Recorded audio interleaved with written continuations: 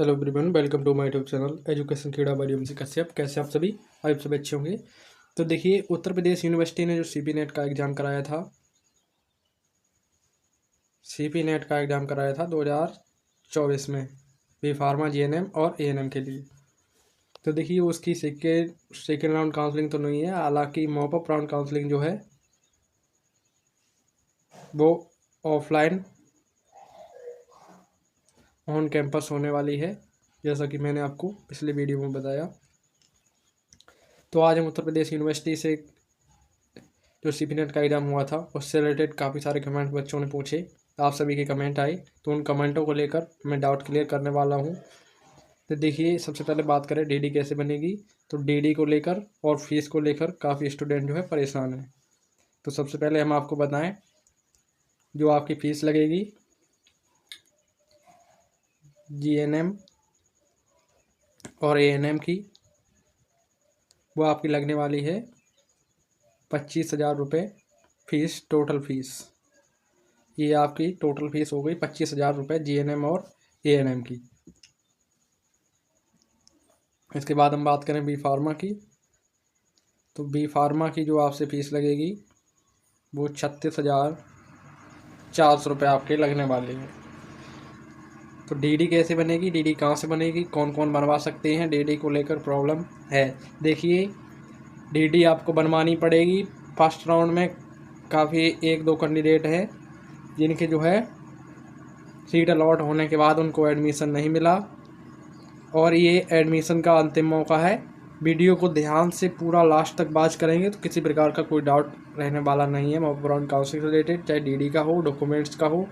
काफ़ी सारे स्टूडेंट पूछ रहे थे, सर मेरे पास टीसी नहीं है, मेरे पास सीसी करेक्टर सर्टिफिकेट नहीं है, सर मुझे गैप बनवाना पड़ेगा कि नहीं बनवाना पड़ेगा, गैप कैसे बनवाना पड़ेगा, सर मैंने बीएससी कर ली है, सर मेरा गैप नहीं है, मैं गैप बनवाऊँ या ना बनवाऊँ। तो ये सारे डाउट आज के इस वीडियो में क्लियर हो जाएंगे।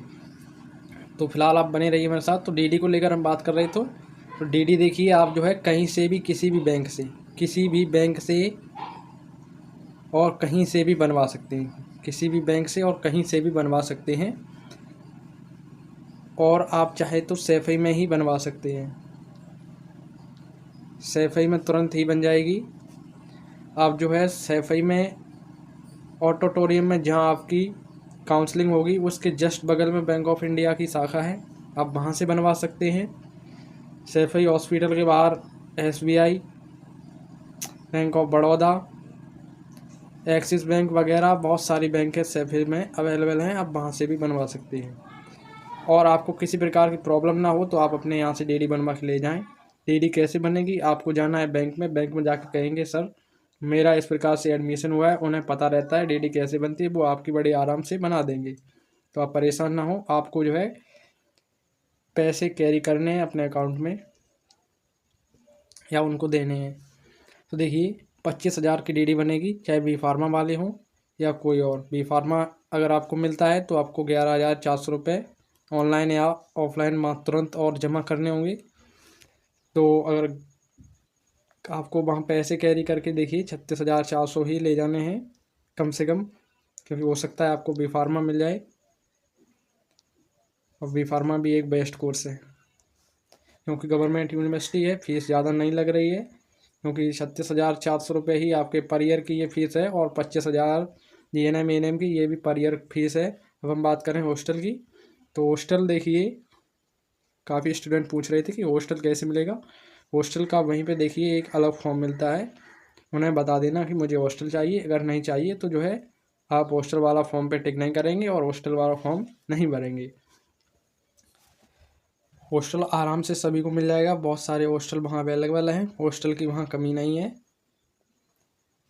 हॉस्टल की जो फीस लगेगी 5,000 पर ईयर आपकी लगने वाली है हॉस्टल फीस। इसके बाद हम मैथ्स की बात करें, काफ़ी स्टूडेंट पूछ रहे हैं कि मैथ्स का कितना चार्ज लगता है। तो 1,900 रुपये पर मंथ आपके मैथ्स के चार्ज लगेंगे, यानी कि खाने का चार्ज। ये क्या हो गया। इसके बाद अगर हम बात करें कि किसी के पास अगर कोई डॉक्यूमेंट लाइक टीसी सीसी नहीं है तो क्या उनका एडमिशन रुक जाएगा। तो एडमिशन आपका बिल्कुल नहीं रुकेगा, आप जो है वैसे ज़्यादातर कोशिश करें लेकर ही जाएं, और आपका वहाँ एप्लीकेशन लग जाएगा और आप जो है 1 से 2 दिन में वहाँ सबमिट कर देना, तो आपका जो है एडमिशन नहीं रुकेगा। और देखिए गैप किसको बनवाना है, तो अगर किसी का 1 साल का भी गैप है तो उसे गैप बनवाना ही पड़ेगा। गैप सर्टिफिकेट ये आपकी तहसील से बन जाएगा। और इसके बाद शपथ पत्र एंटी रैगिंग का एक आपके द्वारा लगेगा और एक आपके माता पिता का। 2 एंटी रैगिंग लगने वाले हैं। इंग्लिश में ही बनवाना, किसी प्रकार की प्रॉब्लम ना हो, इंग्लिश में ही बनवाएं। और ये अपनी तहसील से आप बनवा लें, बड़े आसान से बन जाएंगे। किसी भी एडवोकेट से बात कर लेना, वो आपके बनवा देंगे। चाहे आपका गैप सर्टिफिकेट हो, ये भी आपकी तहसील से बन जाएगा। और ये एंटी रैगिंग के 10 रुपये के स्टाम्प पर 2, एक आपके द्वारा एक आपके माता पिता के द्वारा यानी कि पेरेंट्स के द्वारा, तो दोनों ये भी तहसील से बन जाएंगे। इसके बाद अब हम आपको बताएं क्या क्या डॉक्यूमेंट आपको साथ में ले जाने हैं। डॉक्यूमेंट में देखिए आपके पास सीपी नेट का प्रवेश पत्र और अलॉटमेंट लेटर। अभी आपको सीट अलॉट नहीं हुई है तो अलॉटमेंट लेटर तो आपके पास है नहीं, लेकिन आपको प्रवेश पत्र लेके जाना है। एप्लीकेशन फॉर्म भी ले जा सकते हैं। हाई स्कूल और इंटर की मार्कशीट, हाई स्कूल की मार्कशीट, इंटर की मार्कशीट। उसके बाद अगर आपने बीएससी या कोई अदर कोर्स किया है तो उसकी आप ले जा सकते हैं, तो आपका गैप नहीं लगेगा। नहीं तो आपका गैप लगेगा। गैप सर्टिफिकेट, जात प्रमाण पत्र EWS OBC 1 अप्रैल के बाद का बना होना चाहिए।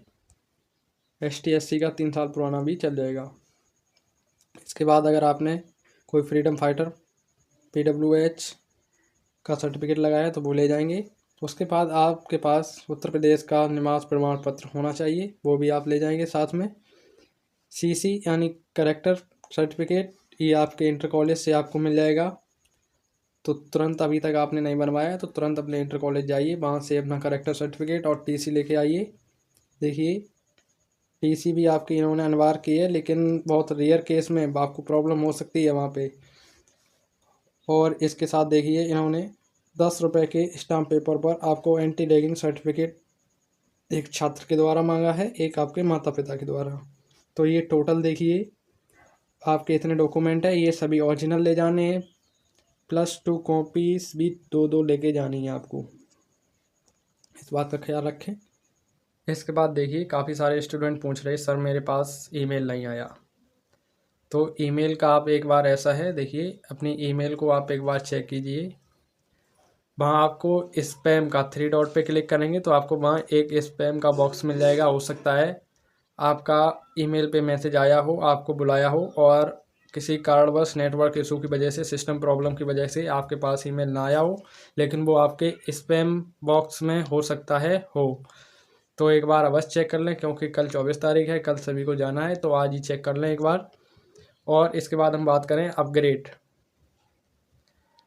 अपग्रेड वाले कैंडिडेट पूछ रहे हैं सर क्या मुझे भी जाना है। तो देखिए इन्होंने जो नोटिस जारी किया उसमें अपग्रेड वालों का कुछ दिखाया तो नहीं है, लेकिन आप जा सकते हैं, किसी कोई प्रॉब्लम नहीं है, आप उनसे क्लियर कीजिए।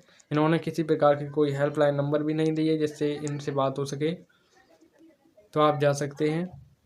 क्योंकि इन्होंने अपग्रेड का ऑप्शन दिया है तो अपग्रेड इसके बाद कोई और काउंसलिंग होने वाली तो है नहीं, तो अपग्रेड होगा तो आपका इसी काउंसलिंग में होगा। तो आप एक बार जाके पता कीजिए, अगर आप पास के हैं तो अपग्रेड कराना है तो ज़रूर जाएं। इसके बाद अगर हम बात करें कि आपको सैफई में कहाँ पे आना है, तो सैफई में देखिए सैफई जो हॉस्पिटल है ना, हॉस्पिटल के अंदर ही आपका ऑडिटोरियम बना हुआ है।